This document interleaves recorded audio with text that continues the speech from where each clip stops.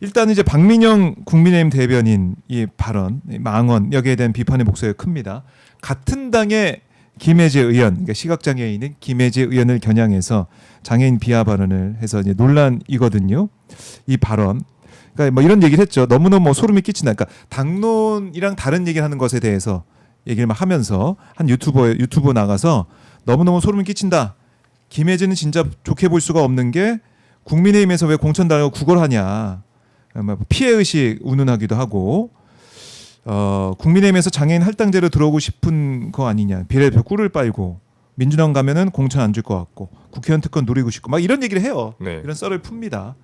우리 오연지 대변인 어떻게 들으셨습니까? 악의적으로 매도하는 거죠. 자꾸 국민의힘 쪽에서 백지원 전 대변인이나 박민영 대변인 같은 분들이 계속 김혜지 의원을 찍어 누르려는 모양새가 보이거든요. 당론에 안 따르는 그쵸.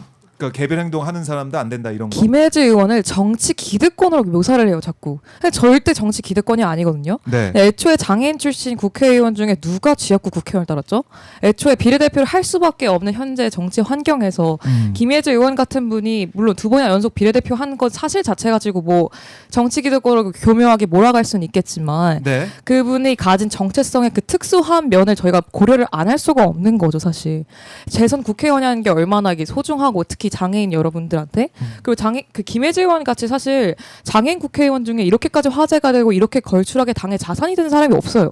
근데 이런 사람을 당론과 조금 반대되는 의견을 그동안 조금 냈다고 해서 이렇게까지 뭐 특권층인 것 네. 마냥 이렇게 깎아내는 건 상당히 보기 좋지 않다고 생각합니다. 네. 네.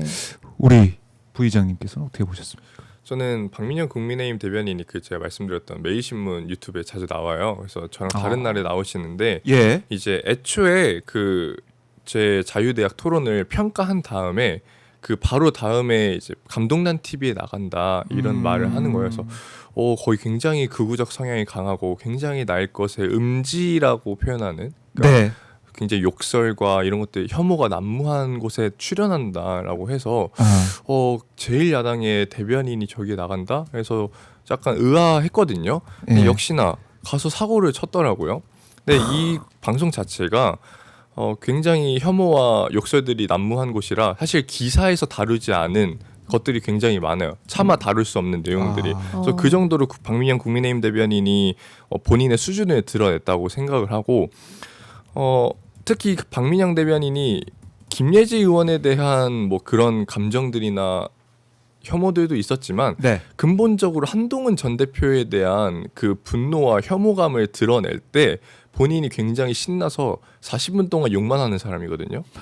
그래서 이 방송 나가서도 감동난 이 사람이랑 같이 한동훈 대표를 욕하다가 예. 김예지 국회의원을 갑자기 끌고 들어와서 김예지 국회의원 봐라. 한동훈이 저 능력도 없고 뭐 사람 같지도 않은 사람 공천 준 거다. 이런 식으로 굉장히 혐오적이고 어떻게 한 정당의 대변인이 저런 소리를 하지 싶을 정도로 하는 소리들을 했어요.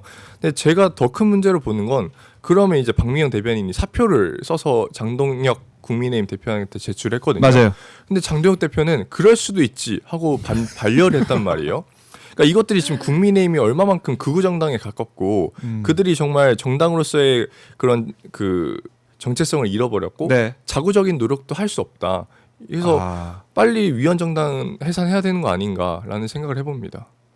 위원정당 해산할 수밖에 없는 그 지경까지 와 있다. 그 방향으로 계속 가고 있죠. 네. 그러니까 저도 어제 보면서 눈을 의심한 게 뭐냐면 장동혁 대표가 바로 이제 사표 수리 이렇게 됐고 뒤에 보니까 반려라고 돼 있다. 사표 수리 반려라고 돼 있어서 이럴 수가 있을까? 그러면 반려라는 건 뭐냐면 그러니까 앞으로 신중해라 이건 뭐냐면 앞으로 잘하라 이런 뜻은 뭐냐면 이 정도는 괜찮아. 이것까지 잘릴 일은 아니야 이게. 네, 이런 그렇죠. 발언 잘릴 일은 아니야 네. 이런 얘기예요.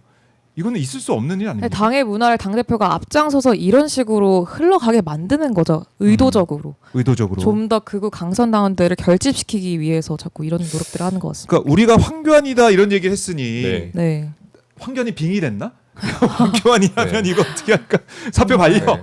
이렇게 생각할 수도 있고. 이미 황교안은 뛰어넘었다고 생각합니다. 네. 어나더 레벨입니다. 어나더 네. 레벨로 네. 가고 있는 거예요. 그러니까 지금 보면은 이제 황교안도 황교안이지만 정강훈 세력 아니면 뭐 자유통일당 뭐 네. 세력 이런 사람들과 함께 갈 수 있다. 네, 네, 연대 네. 시사도 했잖아요. 맞아. 그거 어떤 의미예요? 전광훈이랑도 같이 가고 있고 오늘 아침에 네. 저희 방송에 출연했습니다. 여기 나온 건 아니고 네. 현장 모습을 우리가 아, 봤는데 예, 예. 깜짝 놀랐어요. 막. 거기서 뭐 한 3, 40분 정도 계속해서 얘기를 하더라고요. 그러니까 그죠. 그 장동혁 네. 대표는 저기 지방선거에서 사실 뭐 패배가 본인이 느끼기에도 확정적이다라고 생각할 거 아니에요.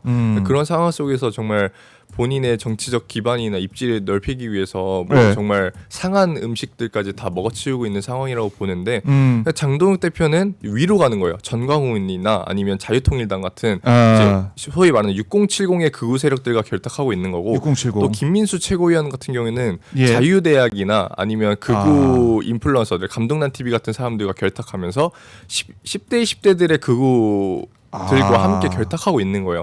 그러니까 국민의힘의 전략이 지금 그렇다. 그렇게 봤을 때 민주당이 더 이상은 좀 김민수 최고위원이나 네. 장동혁 대표 같은 사람들을 그냥 극우로 자기가 알아서 걸어가네라고 좀 냅두기보다는 이제 그런 부분들을 많이 부각해서 네. 그래도 10대 20대와 60대 70대 남아 있는 그런 민주 진영 지지자들 예. 아니면 중도층의 지성인들에게 민주당이 좀 호소할 필요가 있다고 생각합니다.